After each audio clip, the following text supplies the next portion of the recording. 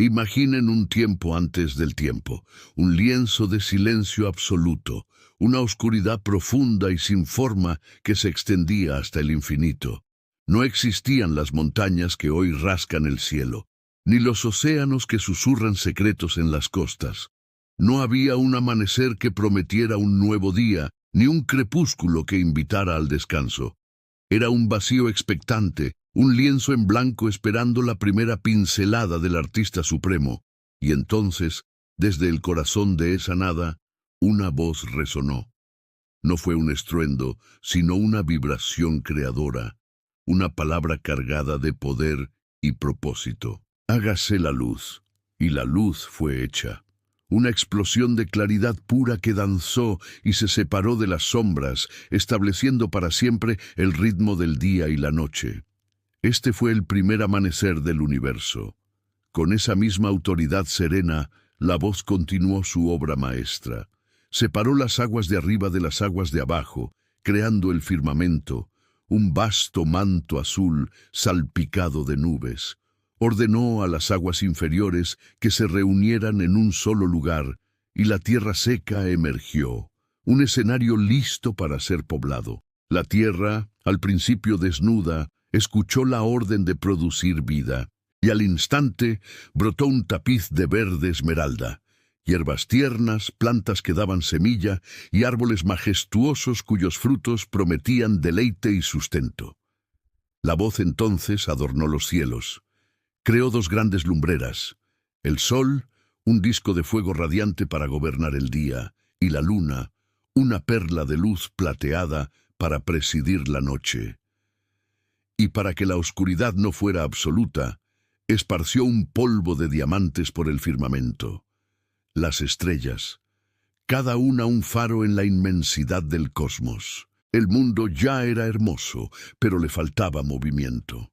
Produzcan las aguas seres vivientes, dijo el Creador, y los mares y ríos se llenaron de vida. Criaturas de todas las formas y tamaños, desde el leviatán colosal hasta el pez más diminuto, comenzaron a surcar las profundidades, y vuelen las aves sobre la tierra, y el aire se llenó con el batir de alas y el trino de 1000 cantos distintos. La tierra también recibió su bendición. Bestias salvajes, ganado doméstico y pequeños reptiles comenzaron a poblar los bosques, las llanuras y los valles. El mundo era un tapiz vibrante de vida, una sinfonía de colores, sonidos y movimientos, todo funcionando en perfecta armonía. Y en cada atardecer, el Creador contemplaba su obra y veía que era buena. Pero la cúspide de la creación aún estaba por llegar. En el sexto día Dios dijo, hagamos al hombre a nuestra imagen, conforme a nuestra semejanza. No lo creó con una simple palabra a la distancia. Se involucró personalmente, se inclinó sobre el polvo rojizo de la tierra recién formada y con la ternura de un escultor comenzó a moldear una figura. Cada músculo, cada hueso, cada nervio fue formado con intención y un amor infinito. Cuando la forma fue perfecta, inerte pero completa, el Creador se acercó y sopló en su nariz el aliento de vida, y el hombre, Adán, se convirtió en un ser viviente. Sus párpados se abrieron por primera vez, y lo que vio fue la sobrecogedora belleza del jardín del Edén, un paraíso preparado especialmente para él. El aire, puro y fresco, llenó sus pulmones con el aroma de las flores y la tierra húmeda. El calor del sol acarició su piel. Ante él, un mundo pulsante de vida lo saludaba, ríos cristalinos que fluían con agua de vida, árboles cargados de frutos exóticos y animales que se acercaban con una curiosidad pacífica. Adán era el guardián de este paraíso, el mayordomo de la creación. Su propósito era claro: cultivar el jardín, cuidarlo y darle nombre a cada criatura viviente. Y así, Adán comenzó su labor.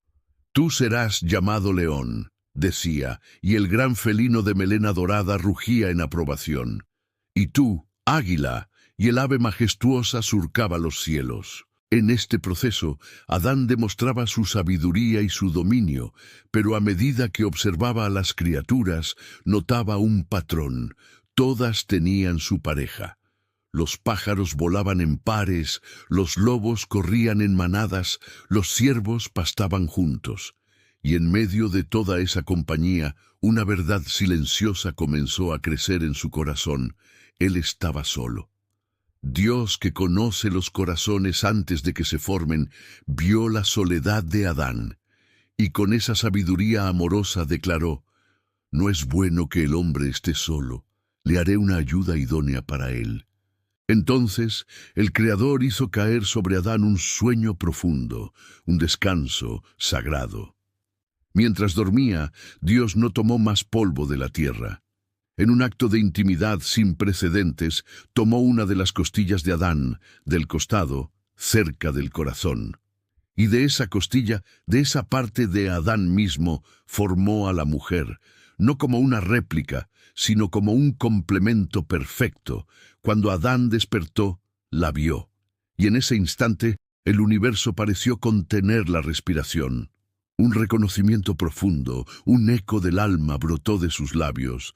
«Esta sí que es hueso de mis huesos y carne de mi carne». La soledad se había desvanecido para siempre, reemplazada por la alegría de la comunión. La llamó Eva, porque sería la madre de todos los vivientes. Juntos, Adán y Eva exploraron el Edén. Su vida era una danza de descubrimiento y alegría. Caminaban con Dios en la brisa fresca del atardecer, compartiendo una relación sin barreras, sin miedo, sin vergüenza. Su inocencia era tan natural como su propia respiración. Eran libres, con una libertad absoluta para disfrutar de todo lo que Dios había creado. Pero toda libertad verdadera debe contener el poder de la elección. En el centro del jardín, como un recordatorio constante de este principio, se encontraban dos árboles especiales: el árbol de la vida y, a poca distancia, el árbol del conocimiento del bien y del mal. La instrucción de Dios había sido simple y directa. Pueden comer de todos los árboles del jardín, pero del fruto del árbol del conocimiento del bien y del mal no deberán comer, porque el día que de él coman, ciertamente morirán. No era una trampa, era un pacto de confianza. Era el único no en un paraíso de infinitos síes. Era la oportunidad para que Adán y Eva eligieran libremente amar y confiar en su Creador, en lugar de ser meros autómatas programados para obedecer. Y por un tiempo vivieron en la paz que esa confianza les brindaba. El árbol prohibido era simplemente parte del paisaje, un límite que respetaban por amor a aquel que se los había dado todo. Pero una sombra acechaba en el paraíso. Una presencia antigua, llena de envidia y astucia, observaba desde la oscuridad. Era la serpiente, la más astuta de todas las criaturas del campo. Pero en su interior habitaba una malicia que buscaba desfigurar la hermosa creación de Dios, y eligió su momento con una precisión diabólica. Un día, mientras Eva contemplaba la belleza del jardín, quizás cerca del árbol prohibido, la serpiente se deslizó hacia ella. No llegó con un rugido amenazante, sino con un susurro seductor. «¿Con que Dios les ha dicho: no coman de ningún árbol del jardín?», preguntó. La pregunta era una obra maestra de la manipulación. Una mentira envuelta en una pizca de verdad, diseñada para sembrar la primera semilla de duda, para hacer que Dios pareciera un tirano restrictivo. Eva, aún en su inocencia, corrigió a la serpiente. «Podemos comer del fruto de los árboles del jardín, pero del fruto del árbol que está en medio del jardín, Dios ha dicho: no comerán de él ni lo tocarán para que no mueran». En su respuesta añadió: «ni lo tocarán». Quizás un pequeño cerco que ella misma había puesto, revelando una incipiente ansiedad. La serpiente vio su oportunidad y lanzó su ataque frontal, no contra Eva, sino contra el carácter mismo de Dios. No es cierto, no morirán, siseó con una confianza hipnótica.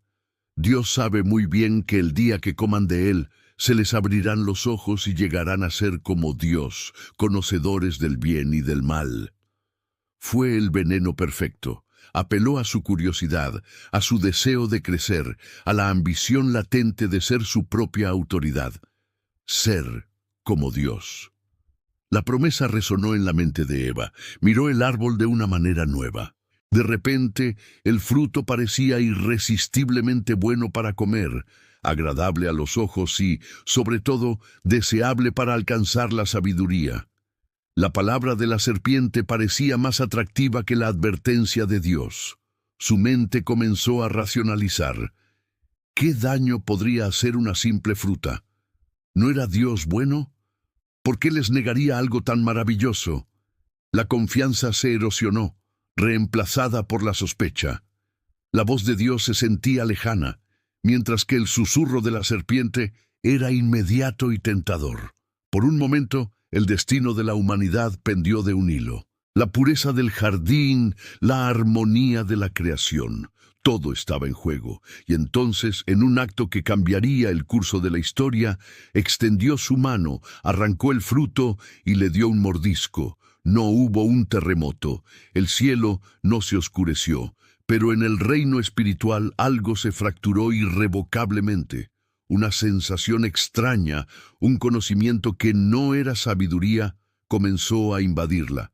Pero no estaba sola en esto. Buscó a Adán, su compañero, su otra mitad, y sin decir palabra le ofreció el fruto. Adán, que había estado con ella, que había escuchado la misma prohibición directamente de Dios, se enfrentó a su propia elección.